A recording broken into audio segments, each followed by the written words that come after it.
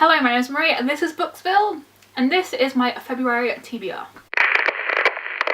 Once again, I am not being overly ambitious in February. I did read way more books than I expected in January, but also my dissertation is due this month, so I'm probably not going to read, well, I'm definitely not going to read as many books this month, but I have picked out maybe 6 that I want to read. First up, well, like I said before, I did read 17 books in February. I didn't actually read this one, The Promise of Amazing by Robin Constantine. I did start it, see, I have a bookmark in it, but I just wasn't feeling contemporary, so I didn't finish it, but I do want to finish it this month, and hopefully I will, because it's quite easygoing. It's like, the font is quite big. It wasn't that it was disinteresting, it was just I didn't want contemporary, so I didn't finish it, but yeah, hopefully I will this month. Next I have Orphan is Completely Fine by Gail Honeyman. I'm fairly certain this is also contemporary. I'm not 100% certain. I only read like half of the description but before I bought it, but it sounded really good. It's got a blurb by Jojo Moyles, so yeah, and a lot of other people too on the back. It says on the back, Eleanor Oliphant has learnt how to survive, but not to live. How cool does that sound? So I'm very interested to pick this book up this month. Continuing on from my Pride and Prejudice theme from last month, I would like to read When Death Comes to Pemberley by P.J. James. This is one of the books that I did want to read this year that was on my 2018 TBR.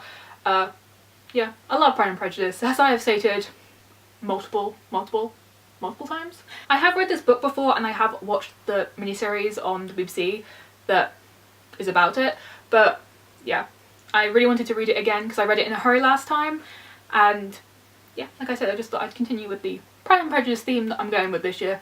Next I have The Lost City of Z by David Gran, and I have no clue what this is about.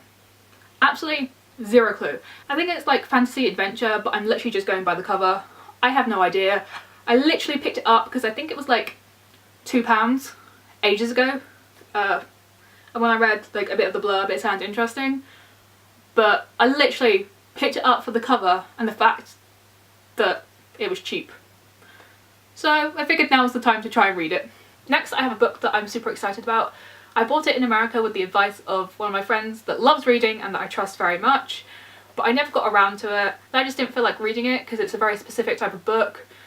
And now I definitely want to read it, and it is A Stitching Snow by R.C. Lewis. And it's a Snow White retelling in space. Can we take a moment? If anyone else loves the Lunar Chronicles like I do, you will know why I'm excited for this. The Lunar Chronicles was amazing, and I think that's part of the reason why I didn't actually want to read this, because I was like, what if it's rubbish compared to Lunar Chronicles? But like I said, one of my friends that I trust very much said it's amazing. I'm feeling very fairy tale retelling stroke sci-fi at the moment, so. Lastly, I have a slightly different genre of book. It is an autobiography by Trevor Noah, and it is Born a Crime.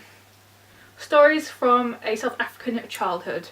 Trevor Noah was quite a big comedian in the UK before he progressed to America and became the host of, is it The Late Show?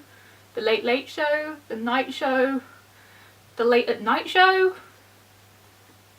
I'm not sure which one it is, or if any of those were actually names of actual TV shows in America, but I've seen some clips of the shows he does over there and it's hilarious, and I really liked it when he was on like Mock the Week and stuff in the UK.